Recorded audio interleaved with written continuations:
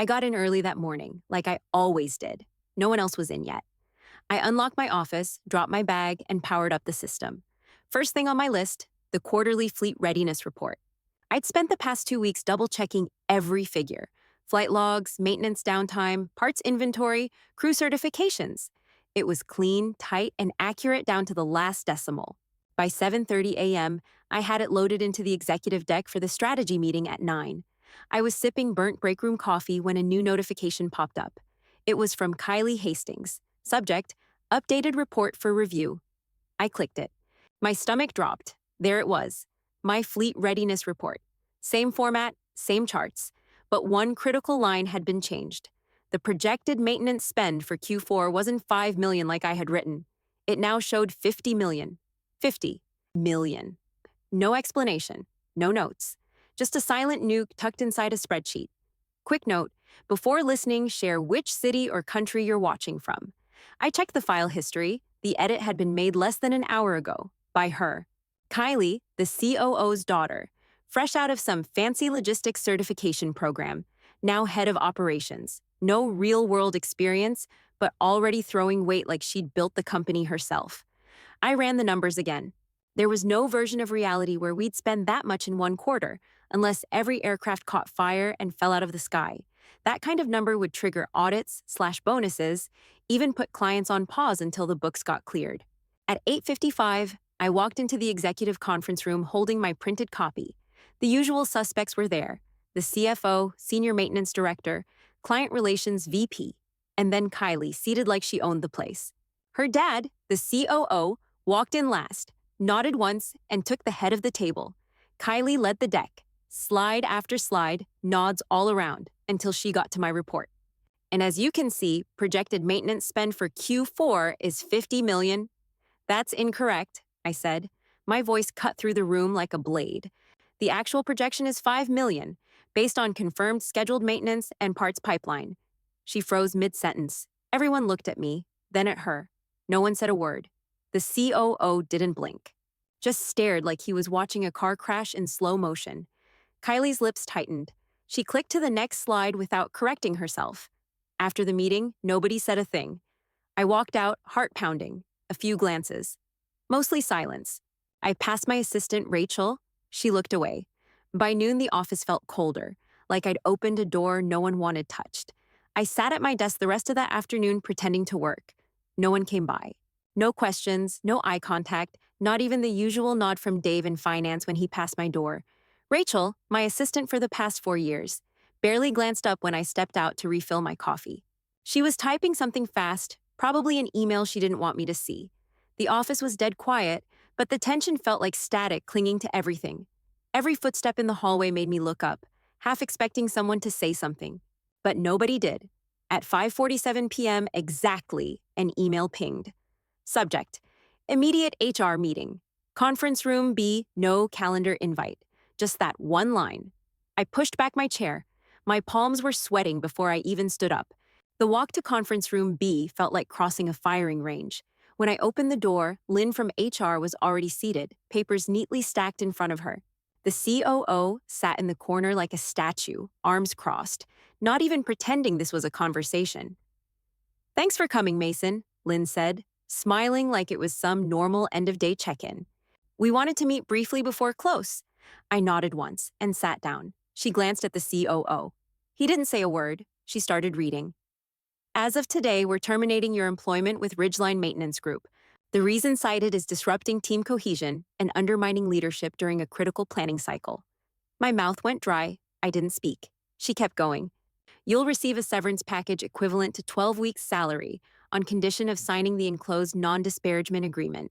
Your healthcare will continue through the end of the month. We'll have IT disable your access by midnight." She slid the envelope toward me, then reached under the table and set a flattened cardboard box on the edge. I looked over at the COO. He still hadn't moved. I locked eyes with him. Nothing.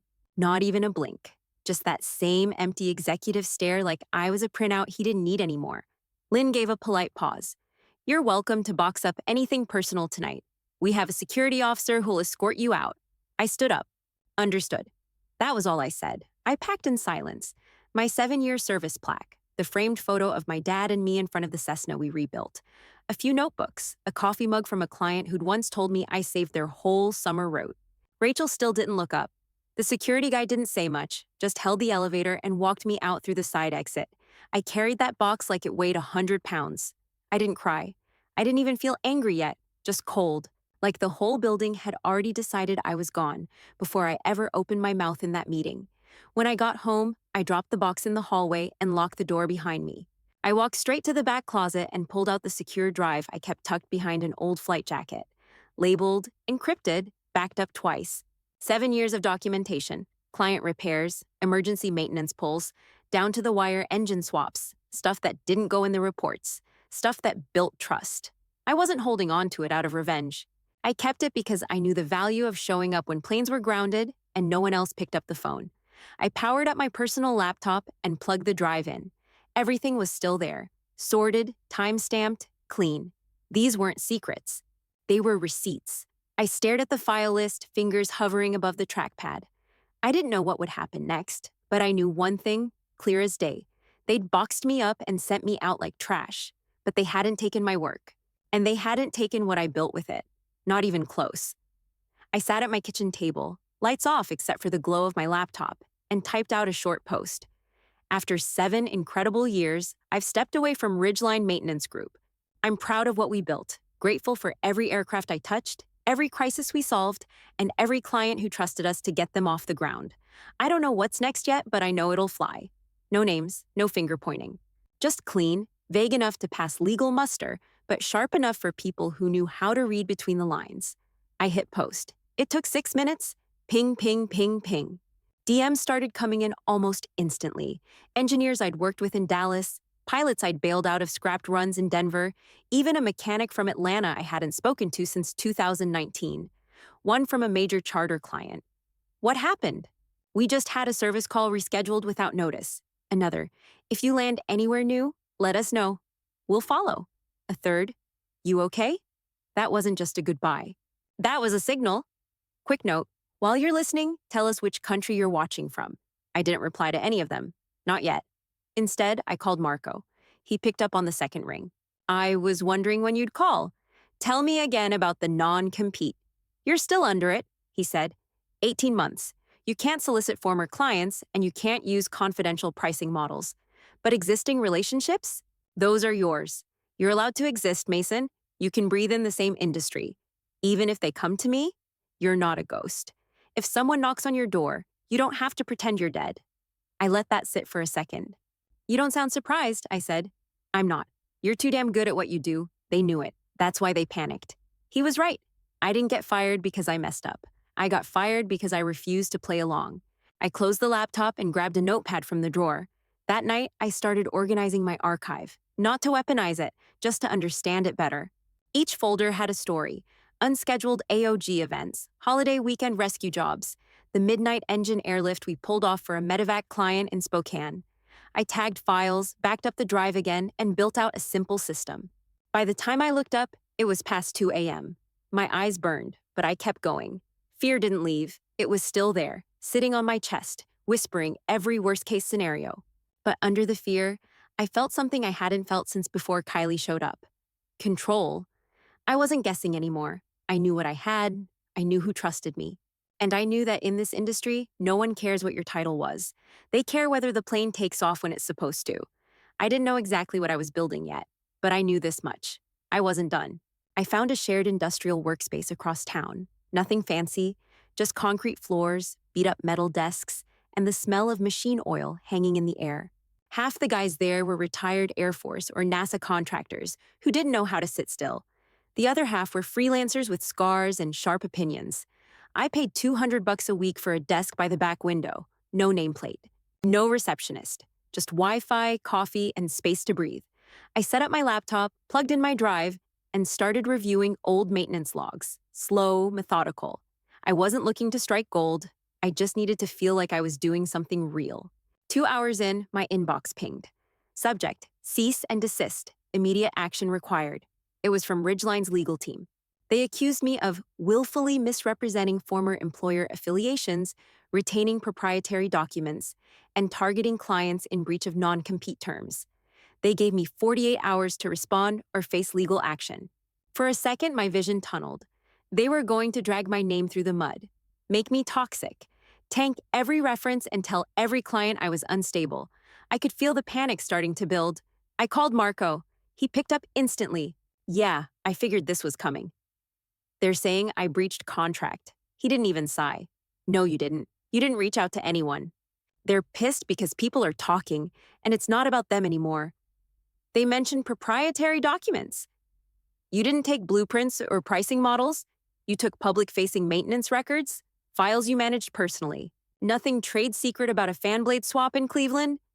They could still smear me. They can try, he said. But that email, it's a scare tactic. They want you quiet. I exhaled, but my chest still felt tight. They're trying to make me afraid. Yeah, he said, because fear works until it doesn't. He told me not to respond yet, just document everything. Screenshot the post, archive the DMS, stay above the line. I barely slept that night. My brain wouldn't shut off. What if they convinced clients I was a liability? What if this workspace shut me out? What if I really had stepped too far over the line and just hadn't realized it yet? By morning, my stomach was sour and my eyes felt like sandpaper, but I got in before 8, same as always. Desk, laptop, drive, notes. I sat there, files open, inbox cleared, hands steady. And then, another ping. Not legal this time. A subject line from an old contact. Quick chat. That was it. Just 2 words. I clicked it open. It was a client I hadn't heard from in months. Big one, quiet, always paid on time. The kind who didn't need flash. They just needed planes to fly. I stared at the message for a second. I didn't move. Because I didn't have to. I messaged him back the next morning, short and simple. Name the spot. He picked the diner near the hangar strip at Glendale Municipal. Real working man place. Cracked vinyl booths, pancakes the size of hubcaps, and coffee that could strip paint. Ray was already sitting there when I walked in. Navy windbreaker, clipboard under his elbow, sipping from a chipped mug like he'd been coming here 20 years. I slid into the booth across from him. No handshake, just a nod. Appreciate you meeting me? I said. He shrugged. Didn't do it for them. He didn't say who them was. Didn't have to. We talked shop for a minute. Temps, turbine backlog, labor shortages at regional hubs. Then he cut to it. She missed our renewal window, he said flat. Didn't catch it until 5 days after the deadline. Kylie, I asked, even though I knew. Yeah, he said. Didn't just miss it. Didn't own it either. Blamed the client portal. Then tried to backdate the submission. I didn't respond. I was going to give her a break, he said. New in the chair, learning curve, whatever. But the whole damn operations team is upside down now. Crew requests flagged pending for 10 days. One of our jets flew out with a non-compliant valve they didn't even log. That could have grounded you. Damn near did. Quick note, before we go on, where are you listening from today? He reached into his coat pocket and pulled out a card. Eastbridge Air, matte finish, no title under his name, just his number. He slid it across the table. If you were on your own, we'd switch tomorrow. I didn't touch the card. Instead, I reached into my bag and pulled out a plain manila folder. Summary of your last signed service contract, I said. Purely for your records. No pitch. No proposal. He opened it, skimmed the one-pager, basic notes on uptime, out-of-cycle maintenance events, parts delivery lag, and the dates we'd bailed them out with emergency repairs. Didn't realize we had 3 red flags in the last quarter, he said. I didn't answer. I wasn't there to explain his company to him. Ray nodded once, folded the sheet, and tucked it back into the folder. Still not saying anything out loud, he said. But if something official ever did show up, say, a small outfit with solid people, quick turnaround, he left it there. I stood up. He stood too. We shook hands. He didn't thank me. I didn't pitch him. We both understood exactly what just happened. I walked out of the diner with nothing in writing and no formal commitment. Didn't matter. That handshake was more than polite. It was a signal. These guys didn't follow paper. They followed performance and memory. Out in the parking lot, I leaned on the hood of my truck and just stood there a minute. For the first time in days, it felt like I wasn't defending anymore, like the wind had shifted just enough to start moving. Momentum, not much, but enough to move forward. That afternoon, I got a message from a former regional carrier contact, Jason from Northwings, the kind of guy who only ever called when things were about to snap. You free tonight? Some folks want to talk. Video call 7 p.m. I typed back, I'll be there, just listening. I logged in early and kept my mic muted. 6 windows popped up, then 10. By the time we got started, there were 14 of them, directors, logistics leads, and 2 high-level ops managers I hadn't heard from since a conference 3 years ago. Most of them looked tired. That kind of tired you don't get from overtime, more like exhaustion from cleaning up someone else's mess. Jason didn't waste time. They gave us the wrong engine spec for the ATR we were rehabbing, he said. It sat grounded for 4 days, while they hunted for the right one. Karen from Utah cut in. We got mislabeled parts. Hydraulic seals meant for a Dash 8 shipped to our citation line. Spent half a day figuring it out before it flagged in the QA cycle. Someone else jumped in. Carlos, I think, from a commuter fleet in the Midwest. His face was red. They logged our engine status as NA. You hear me? NA. FAA shows that we're benched. That could have grounded us in the middle of high season bookings. I didn't say a word. I just sat there, nodding when they looked my way, letting it roll. Then someone shared their screen. It was an internal announcement. Bright banner, corporate fluff, balloons in the header. Kylie Hastings promoted to Senior Vice President of Strategic Operations. The call went silent for a full 5 seconds. Then Jason laughed, one dry, joyless exhale. She's failing upward. Karen shook her head. I mean, we knew it. We all knew it. But it still hits like a punch. I didn't pile on. I didn't need to. They were all saying the same thing, in different ways. We trusted you, not them. You gave us straight numbers. You picked up your damn phone. One of the directors, Emily from Tri-Coastal, leaned in close to her camera. You never made us feel like we were just contracts. They don't even know what we fly. I opened a private sheet on my second monitor and started logging the call. Just initials, just basic notes, no promises, no asks. By the end of the hour, I had 29 companies flagged. 29 that had either lost confidence, missed a delivery window, or flat out said they were watching for a reason to walk. I didn't pitch a thing, didn't mention services, didn't flash logos or offer special rates. All I said was, if you ever need a second opinion, I'm around. That's it. They nodded.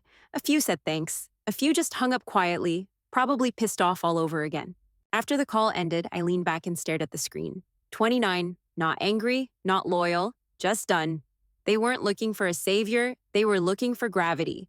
Something solid again. I wasn't building a company yet, but the ground was shifting. 2 days later, my phone blew up before sunrise. First ping was a text from a guy I barely knew at Aerofleet Logistics. You see the leak? I sat up in bed and opened my inbox. The subject line on the email thread made my jaw tighten. Internal memo from COO, unauthorized distribution. Somebody had leaked it. Full email chain. The COO defending Kylie like it was a crusade. In the memo, he called me out by name. Said I had created a hostile work disruption and made leadership's job impossible by weaponizing data in public forums. I wasn't even mad. I just sat there rereading the phrase weaponizing data. Like telling the truth about a spreadsheet was an act of war. By lunch, the second leak hit. This one was worse. A meeting recording, internal, probably ops leadership, where the COO actually said, Kylie's learning through fire. She'll make a few enemies, but it's worth it, even if we burn a few contracts. She'll toughen up, burn a few contracts. It circled the entire industry in under 3 hours. Then the memes started. One showed a jet duct taped together with the caption, Don't worry, Kylie approved it. Another had her face photoshopped over a $50 bill. Caption, $50 million typo. Must be Tuesday. The hashtag number 50 million typo trended for 2 straight days. I opened my spreadsheet and started marking new stars. Each one a client either publicly distancing themselves from Ridgeline or privately reaching out with some variation of, we're not renewing. By the time the West Coast checked in, I was at 65. 65 clients, almost half their service revenue. They weren't following me. They were fleeing the blast radius. A big account in Phoenix issued a statement. We're reevaluating our service relationships to align with reliability, responsiveness, and trust. Didn't mention Ridgeline by name, didn't have to. Late that night, I was at my desk, cross-referencing service logs, when my phone rang. No caller ID. I let it ring once, then picked up. Mason. I didn't say anything. It was the COO. He sounded tired. Not beaten, angry tired. The kind of tired you get when the hole you're in was dug with your own hands and now you're yelling at the shovel. This isn't how we handle things in this business, he said. You've made yourself look real clean, but I know what you're doing. I haven't done a thing you can prove wrong, I said calmly. I haven't made a pitch, haven't sent a deck. I haven't even said your daughter's name. You're bleeding our clients. No, I said. You are. I didn't steal them. You lost them. There was a pause, just his breathing. You think this makes you a hero? Think this means you win? I kept my voice steady. No one wins when planes don't fly. But people remember who picked up the phone when they were grounded. He exhaled like he'd just taken a punch. Enjoy your little rebellion, he said. It won't last. He hung up. I stared at the deadline for a second, then opened the spreadsheet again. 65 stars, and more pings coming in. I wasn't celebrating, I wasn't proud. But for the first time since they walked me out with a cardboard box, I felt undeniable. Not loud, not flashy, just real. The collapse wasn't mine, but the consequences? Yeah, I'd be here to watch. 2 weeks later, I flipped the lights on in a converted office behind a bait shop at South Point Airfield. Marlowe Aviation Support. Just me, a name on the door, and a lease I negotiated down by offering to fix the landlord's pickup brakes. The carpet was cheap, the walls had holes from God knows what, and the windows rattled when planes taxied by. But it was mine. Yvette showed up first, sharp as hell, former QA lead from a charter fleet in Houston. She brought her own chair because she didn't trust the ones I'd found on Craigslist. Jonas came next, ex-Air Force wrench turner, quiet guy, built like a truck, heart of gold. By noon, we had folding tables pushed together, 3 laptops humming, and an espresso machine someone donated to help the vibe. Jonas looked around and said, "We could use whiteboards." Yvette snorted. "We could use walls that don't look like asbestos." I laughed and cracked a window. "We've got 6 clients. Let's not get fancy." We got to work, building client onboarding from scratch. No templates, no jargon. Just clean, clear workflows. What we offer, how fast we respond, who to call at 2 in the morning when something smells like burning fuel and nobody else is answering. Yvette handled the documents. Jonas pulled up software options. I handled the calls, quiet, respectful, all word of mouth. Every handshake was solid. Every thank you was real. We didn't offer discounts. We didn't talk trash. We just did the work. Late one afternoon, Yvette looked up from her screen. "Did you see this?" She turned her monitor toward me. News headline, Ridgeline COO steps down amid industry fallout. I clicked it. The article was light on details but heavy on tone. Investors were rattled, clients gone, strategic failures cited, internal review pending. I kept reading. 2 paragraphs down, Kylie Hastings removed from her leadership role. No quote, no comment. Her profile on the company site was already gone.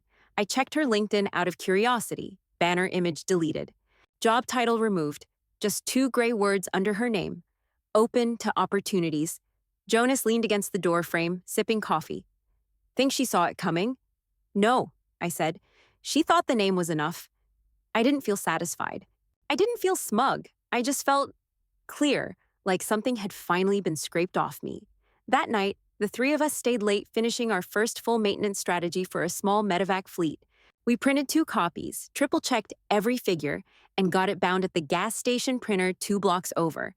We didn't have champagne, so we poured sparkling cider into coffee mugs. "To showing up," Yvette said.